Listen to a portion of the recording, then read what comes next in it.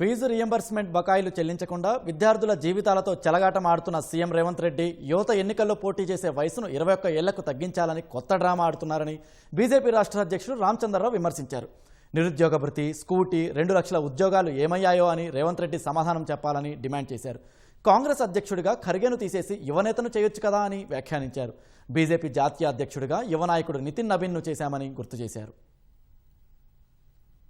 పోటీ చేసేటటువంటి వయసుని 21 చేయాలి అనేటటువంటి ఒక ఏదో ప్రతిపాదనతో మాట్లాడుతూ ఉన్నారు. ఢిల్లీ పోయి ఆయన యూత్ లీడర్ రాహుల్ గాంధీకి, ఇంకో యూత్ లీడర్ మల్లికార్జున్ ఖర్గే గారికి చెప్తాండి. ఆయన మళ్ళీ మీరు మల్లికార్జున్ ఖర్గే గారిని రిజైన్ చేయమని చెప్పండి. అక్కడ కూడా 21 yearsకి ఇవ్వండి మీరు లీడర్షిప్. మేము ఇచ్చినాం కదా నితిన్ నవీన్ గారికి, just 40 years old. Rahul Gandhi గారికి కూడా 56 years. ఆయన పార్లమెంట్గా కూడా ఆయన పార్లమెంట్ రోడ్డు మీద ఉంటాడు.